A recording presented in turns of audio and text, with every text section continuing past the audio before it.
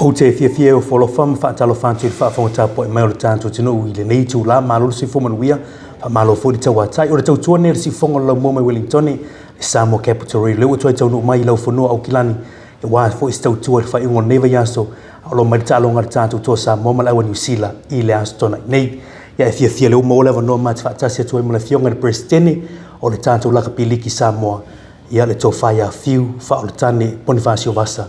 ia o le tau whaeilo le tātou tino ia soi fo tau tua fo i o le fo i tamali o le tātou tino ia leo se e mai to finga ia o le teita ina o le komiti whaafo o le tātou Lakapi Liki Samoa whaatalo whatu i au Tofā fiu maalo soi fo manui le ia whaangora fiafi me roa au maalo le soi fo manui le yaso leo wa wha e fo i manu whai vauli o le nei yaso ia i le whianga i fo i o le tātou tunu mai le tai au se sengi se o mai le fiafi ia tari tonua to ai tau no manu ia foi mauta malaor to te lo le tunu ia o fatoa amata foi fai va ni se le so walanga o ko ngi ese te mi venga luenga ele pio tato Sāmoa a poro ringo to te lo tau na le fale ai malor so ifu malo le tau atai male la pale foi tu te fai vore o ne yaso malo foi fo la walanga o to le to te malanga mau mai la lo la mo Wellington ia fa te mo foi sia no e te pisa to i lunga ile le tio ale la mua ia vai ane fa fonga mai o tātou tunu malo faftai la Afioga le Peresitene fiu faftai foi mo le vano le fiafi manatu te le toto ngia ma toto no ngaruenga ia faftai fa vono ina ia te le au kilani ia ai o mato la mua ni Sila ile mafainga suia le mafainga suia tu la vono ia mo tātou tunu i Wellington ia fa talo fatu i la Afioga o lena tau no mai le whenga malanga i la matango neva yaso mato mau mai fo i le loi Wellington e tau whilo inga ma Lakapi Liki New Sila hei sau tala i le tūlanga nei i le tau whewhaasanga inga ma Lakapi Liki New Sila i le matango neva yaso a whetai mauri vai ane le whaafonga mai mai tātou tunu ia e whaanga e tia fo i le mawhau ma le loto wai o tātou wai e Sāmoa i le tātou tū ma le tātou nganu angai whanua fo i masani ai te langona lava fo i aloa ia mamana ia o e pea e tau nuu i lesi Afioga ma lesi ainga ia o le ainga fo i nā lena ia i le whaatali atu fo i maleanga i mai o le Rugby League New Sila le sa whaatino e vaenga le o le Rugby League Māori ia i le tū maleanga nuu fo i a tangata whenua ia whaafeiloa i fo i tau nuu mai o le tātou au ia o se whiwhianga fo i le loto ia i ua mawhai ona sa ngai fo i le ai tu manga i whanua manga nuu fo i ale atu nuu nei New Sila e mese o tangata whenua whaafeiloa i le tātou au ia ua peo tātou ia tātou whtaroloa i fo i tono le tātou atu nuu ia o tū ia manga e iloa i le amana ia ua amata fo i la tapena ngai nei vai aso ia ua mauti noa le tunga whai a onga ma le tātou o mai se fo i o mātou ia le komiti whafo amana ia tātou le toa i tau nuu mai le Lakapi Liki New Sila mahalo whaftai mahalo sau no e Afioga le Peresitene o le tātou tālonga la stona nei o mai tapena ngar tātou au to Sāmoa i le sunga i le whai a onga ma le tātou kapiteni ma le tātou au le te tau mai nei te rua tau mai nei maori vai nei le whaafonga tātou tunu o le lai whanga solo tapena ngar teimi nei ia ua le potu le e whaapitoa mo le tātou au ia o le ea mano o le mauti noa lai whanga solo tapena pese mo le afor fitu toa ma e tapena ngai le aso paune o le aso ua atoa le o whai le kulinga ia ono le tau whaafasenga ina fo ilo le pokalama le sunga le whai a onga ina ia tutusa le tapena o le tino ma le mawhau ma le loto le tamatalo ia mai se foi o se malolonga foi ia lava na malolo wa koleni ona na file na so malolo ia o le aso lua ia na o le afaso ia ona avele o le sistemi o le fiafi felo i marta tonu le sa fatino i Victoria Park ia o la so fua ia mo ia na o le recovery lava ona le foto a umal talonga la stona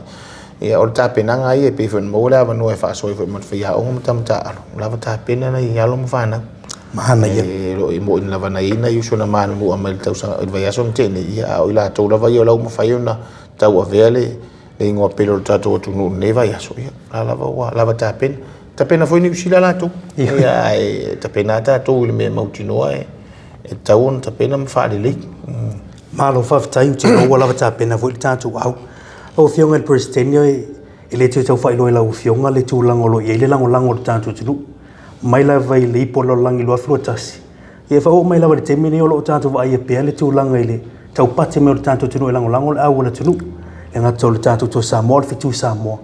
ia la le parade tu langa fan days Fai sau tala tūlanga i Sila tātou komiti whaafo Lakapi Liki Sāmoa i le lango la tunu. Yue, tā ua i vai ngale wai sau noa. E le maa i le komiti whaafo e male. So ngā whai a onga mal pūle ngā tātou au le vai atu le lango sua le tātou tunu ue. E no whaama mai tau male totoa. Ia male loto whaafitai i le atua. Ia ona o le tāpua i whaiva o le tātou tunu umale titi whaitama. I le tāpua e peona e sau noa mai le tausangan tēnei le umai le World Cup. E o umale tausangan le ni. E ui whai ai le imanu i le tamu whaingal vai ason tēnei. A e vai lava male loto whaafitai. Lea ai mauru to vai. Tā ofi umai ara tātou tunu. Ia e whaatino lava le lātou lango i le mea ngata ai. Ia e o loo ta talo lava foi. Ia matu ina atu i le atu o le tātou au pe e ka te mawhau a foi lea e male loto whaafitai. Ia e o mātou ia wa tau a vele ngō Lakapi Liki le teimini whatasi wai matu whaia o ngamatamata alo. Ona oni au auna. Mali. Oni au auna ia e vai lava i le tāpua inga o le tātou tunu. Ia e leise auro e leise awio e tau iai. A le mea mautino o le te le o le sao le whaamaro si au lea.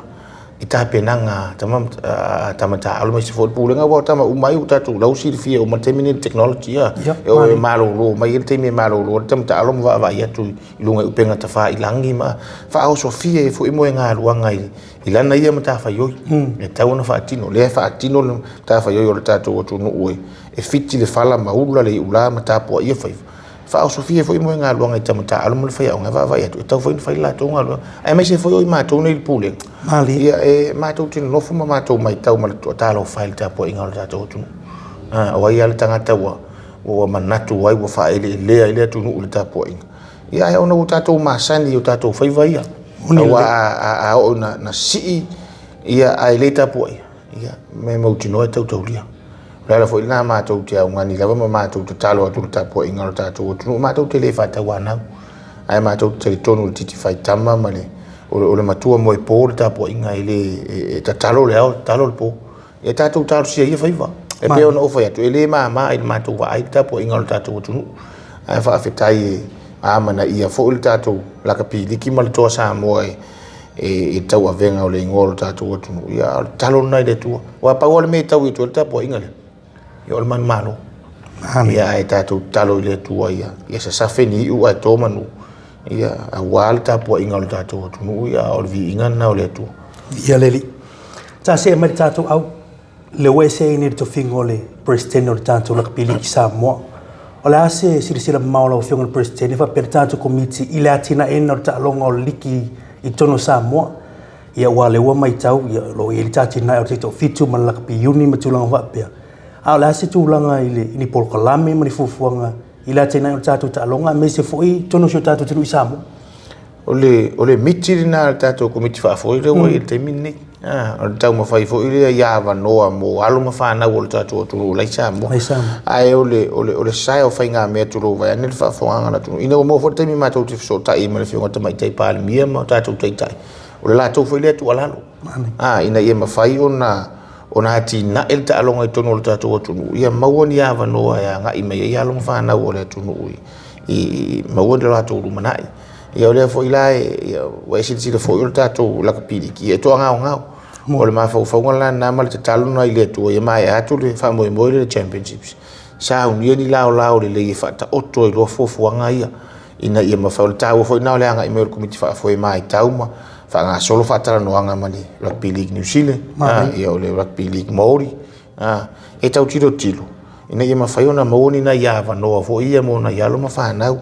mai se rawa amata mai ia onga. Mata mai ia onga e teimi nei e sila fia foi Māori umai le ipola o langi tau sangantene. E te pasi atu ai luma whale fo ioro so luma whale so senu. E te wei tua Lakapi Liki mai kamiti. O laua i le langona wha Sofia. Ia a ole nganga fo ngā talo fo ina mātou i le komiti wha fo ima le tātou komiti ngā rurue. Ina ia mawhai roana omi atu le vaenga lea. Manu o le ua maua lea wanoa e wha atino ai. Ia e talo fo i le atu ia maua resources e wha atino ai. Maua resources e wha atino ai tātou ia peina na fua ma whaatatau ma moe miti fo i lea. Ia e tātou whaatalitali te sa maari anga le whaasino mai le tua. Tapena ia vaenga umai ia molo na whaatino. Malo mani Tofā mam sisira mau le tatou Lakapi Liki lo Afioga Peresitene mali tatou pulenga ia ilanga I mau tulango la tina eno talonga I stono so tatou tunu se aso se temi lumana I oina I loa ini alo tatou tunu ia la sa ofia mai tonu o tatou au ia ave fu afo mo tatou au Liki o le asin tulanga I lau sila lo Afioga le il Peresitene e ono mafai e ona lango le tunu I fisosoani atu ai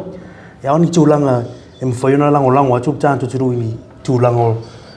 me tau tupe o ani tulango mo mia tatou Lakapi Liki e atina e per tatou talonga I Sāmoa e sila fia fo I le Afioga ni fo ngal po kala me o tatou tunu o te mine ia e me se fo so se tunu o I Sāmoa I lo to e fai ngofie ni yasu mon le se me o to e tau ngofie ia ai o lo tau mo fai lava e tangi o lo ia ma tu paanga masani lo lango sua e te pe o le vai lima ia o le IPFC por vai ngale o le sifa Pacific Isimane ia o si vai nga foi le Afioga ia le niu le med ni wow o tano clothing e lava nei business o lo fisoso ia e vai foi male lo foi le wai lo te mi uma me wai se le le lava la ia e sia foi ma tu fa nga ina le mele o le to inga fainga le o le tangi I le mamalu la tele o le atunu ia le tali tonu nga foi le ia tau mo fai pe o ani I me o mau le fo ele tu I paanga e mai se foi o le va no fo le ma Australia ma ni Sila ia tau so ani fa tino la tina au telo ia a o to alto inga fainga foi le wale ia se me tanga o lima ia no inga o ma to apa lo le malo telo le atunu patol tai mine ia o Lakapi Liki ia ma sani ia na va fo le money or no money we move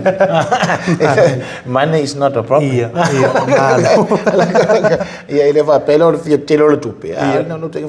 atunu ala ia wala fo I tau ni ele tua ia ele tau fia I lava le ma o sofia la to ia ile malu lo telo le tua ia fo fia lango ma tau mo fai tatala lava le ava no ai e lango suai fo I le atina e o talonga me se tulanga tau se le ni me vai nga fa pena I lona fa tino malo fa tai ono tatou te mila Afioga I le Peresitene o ani tulanga I le vai mamau fo ile tulanga tatou talonga I wa le la we tatou talonga le mani Sila le uma talonga ma Australia e le ono mo ni talonga tau sang fo mo au pe tonga Engelandi o le concept le na amata tau sanga ni le amata tau sanga le championship e fa mo fa wa mo le silima tau sanga se la tau sanga uma e mo tata longa fa pe ma wa le fetu na inga foi dia e ono sui tau sanga le la sau fa tata inga pe alu ni Sila po Australia I Engelandi ia sau tonga ia to tolu ta toma tonga ma ni Sila I le Pacific Cup ia Pacific Bowl ta alo le Papua Fiti ma tonga fa pena o le series le ta wa to Pacific Championships na vai ro le vai nga ia lu Pacific Cup ma Pacific Bowl o le me mau tino ala le fa ma ta fata no nga mo tau sang fo mani ia e mau ala ta tu talonga tu sa la nga ta la ali le ta tu sa tolu ta longa tau sang ia wa le la alu o vai so ni a man wiala e la possibility ta te fai no ai ma Australia po New Sila e uma fo wa tolu ta longa tau sang ia e o le no te foi na ma wala no tau ta lo foi me na ta to so me tonga ia wa e pe o ke lo a on ta tu ta o le a ke le foi la no ai o telo au mai mo wa pio ka ku le fa nga ngi sa o le ta longa te mi nei ona o le interest foi le o tangata il tato wa ia le va ma tato so ta alo mai tonga wa pen silvia ona uso tonga ia le pe le nga ma ka le movement le o bu pa ia please o le la le ia la tato ia fa nga pa anga le mar nga lu fa ta si male tonga ro pilik mana ia fa tai mole telefone tato facility ni ia fia Afioga Peresitene ta pa ia tua muli le il tato au tama ta mana ia le tamo faia tama ta o tato tu tele ai le il tato au tama ia ai si au tal fetu Sāmoa mana ia la tu tamo faia Afioga Peresitene ia le tua aftai la o tele ngona e o te mo no fa si umi fa to e maro le fetu Sāmoa ia ai o le ava no le mo tato wai lo ko li fa tato fetu le World Cup le lo o ia le foi la il fa mo ele qualifying round le fa tino le o lima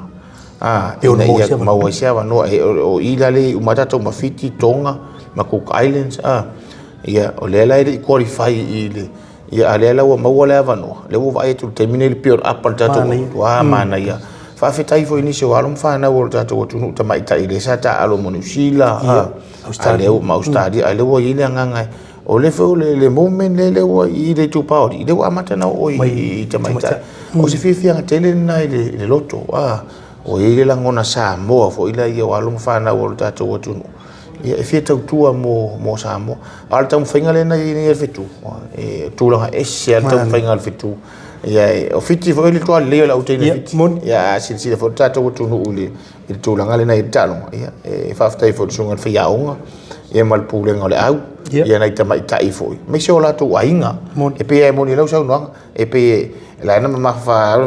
i le to ia ai o tama itai ai ona o tatou e le tatou il tau langi masani o tama itai o la to o le ua fa la no ma me o le pai male au le la pe na ele Emmanuel tam fa ngal to la stona ia ai papai le mai lo el fitu le ina sa ia le pe o le talia tu le male fa lo ma lo fa tai lo fion Peresitene ia tu lava no mo so no la as fa tu nga mo tatou tunu le la tau pati mai la stona nei I tu lango saunga le mu mo wa pe e ono la pata ia pe tatou tunu ile lango foi la stona nei ia ole e popole al tau fi tala no to inga vala le o tango e la pata ia tu le tunu ia wa ele fe nga ile matapia male mana ia ele o ia fo ele puata ma fainga o te talo ia ma tu ala lo tatou tunu o me mautino ai lango ma tau te le fisiringia e lango su o tatou tunu o wale alo fai o tatou auto Samoa ia o tu ala lo fo imale tau le mau ia o saunga le mu ia na la vai o la va au e si le fia la fo tu langa i saunga le mu lunga wala tele va vavi ia e me se fo o lo ia no fo anga fai tele ia e tu langa e se Samoa ile na tu malanga nu malanga i fanua ia ai o talo fo ina male tu ala o fo ina ia vel tatou no tele le fia male ia e pe ia o pumasa ina le tunu o fo ina no avel no le ia e fai masa e le penga ia o talo ia tatou mo fia talo ngana stona tatou mo fia e fo ia tango fia la va malosi ma fe wa ita vale ia le o tu ala loa ia o le tu ala lo le lofa ia e vai ona tatou mau se talo ne te o matu talo ngal to Samoa markiwi ia ai ni fa le tonu tupu mai I tu atu ia aule fa malosi aulna ia anga le leile tu ai manu ia fo ita pena ngai le anga ia tu la stonai tatou Sila fa I Eden Park ia mu ia o tu Sila o le ua o maltalo ngai na fia mata tatou tunu I Samoa le la mata me TV ia le mo wala ava no ai ia fo I fa tino talo ngai tonu nei ia o kilani ia o lava no mo tatou uma ia fa maruru fo ile mai mo fa fonga o tatou tunu o la fo se vai ma se fa tau vai le tau tamari I fa fonga nei fia matou matua tu ina ia fale le tu i tu fina ngalo ai anga le leile tu ia manu ia fo ile ia fia tangi o alisi e me se fo te mi o fainga lotu ia te nane le fa ta o to fanga mo se malo longa fia ni fia tatou to fisi fa I so I lunga pe unga lo le ese te mi luma ia le ia tatou Sila fa I talo pe mo le tulo to so fo mo la nga tu mo faro mo le tulanga fa tai lo Afioga Peresitene thiu fa tai mo le leva no si fongo lo mo Wellington I mo sta to fa tan no nga ni fiafi fa mo nui telele tu I fo ngama le fo le tanto committee me fo le tanto au ia kila nei ia wa fo le tanto ta long manu tele ina fo I fa mo nui telele tu ia mo vo si serve no tanto to felo I tanto to tanno amor tem nei ia fa so fo ia fa vo mer tanto tunu le Afioga Peresitene thiu fa o tane Ponifasio Vasa ia mer tanto fa tan no nga nei vaenga o le fiafi fa tai